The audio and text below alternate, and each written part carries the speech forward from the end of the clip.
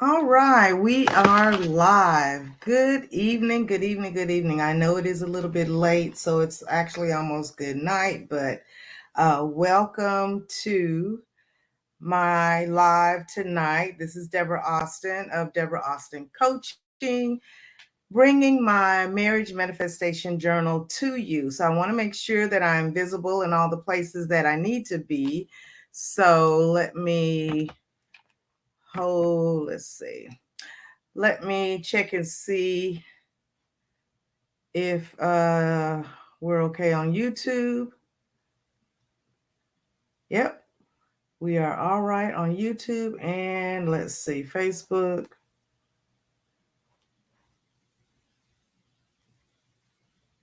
Absolutely. All right. So, again, welcome to everyone. Thank you for joining me tonight. My name is Deborah Austin.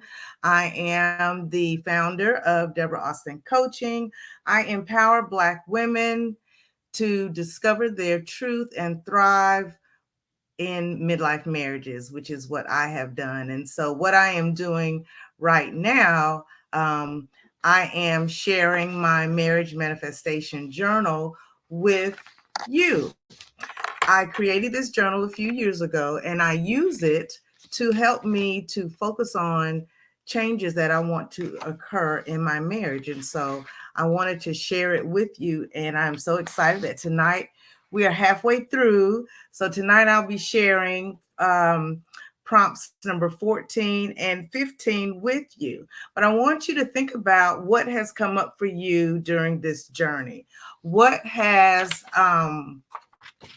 what changes have you seen, or things that areas in your marriage that you have recognized that you want to see some change there?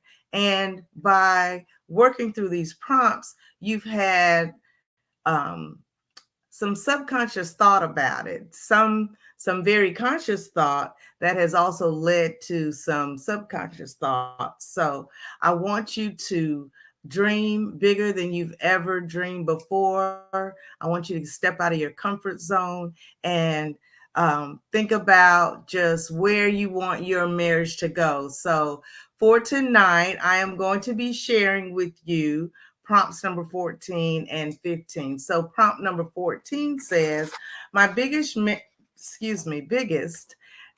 goals are um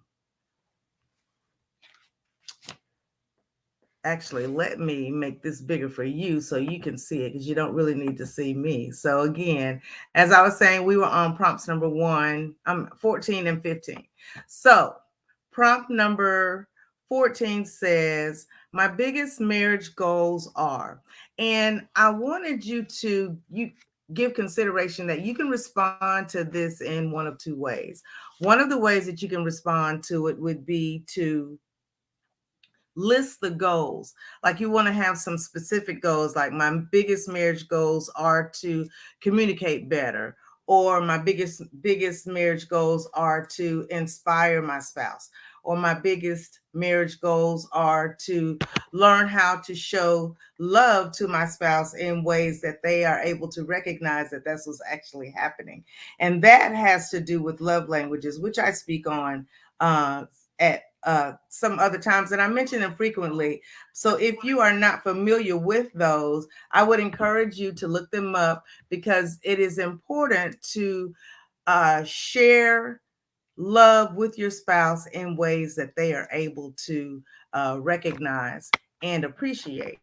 So if it works for you, it doesn't necessarily mean that that's how they receive love. So it's just a little something that you can do so that you can ensure that you are meeting their needs in that manner. So, as I said, you can approach this prompt in a couple of ways. So you can list the goals, like I said, be very specific relating to different parts of your marriage. It could be that you want to improve communication, you want to inspire your spouse, or you want to be able to show them love in ways that you haven't done in the past.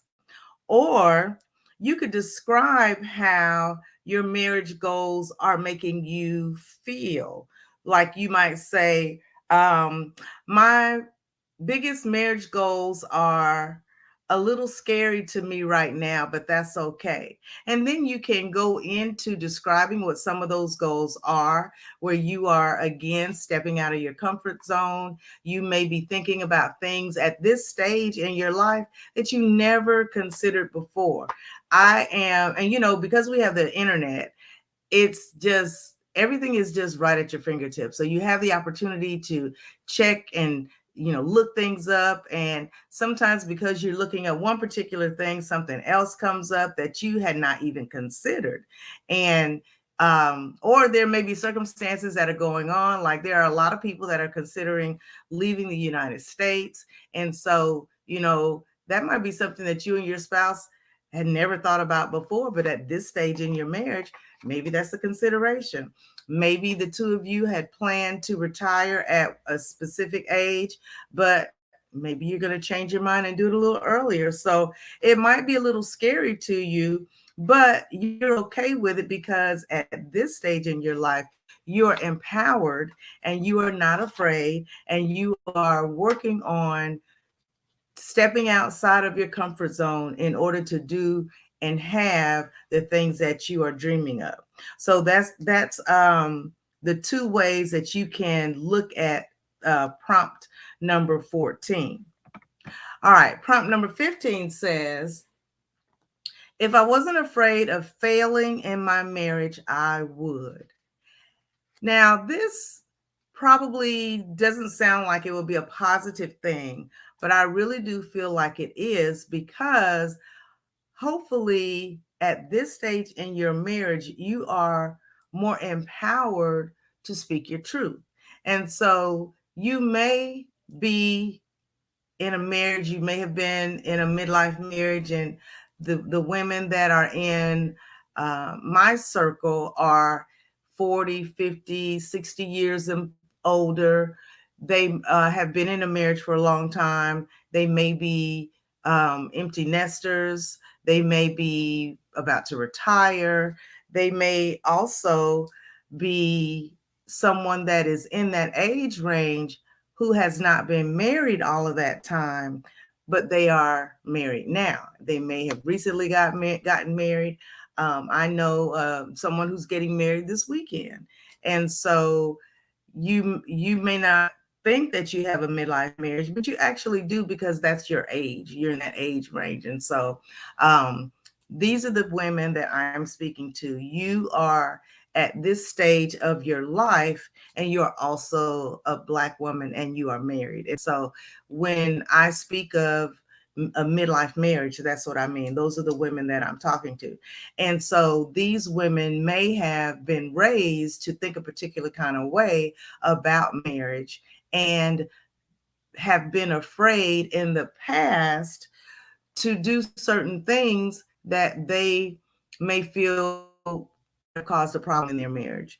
Something like it might just be being more vocal. They may have been taught that as a good wife, um,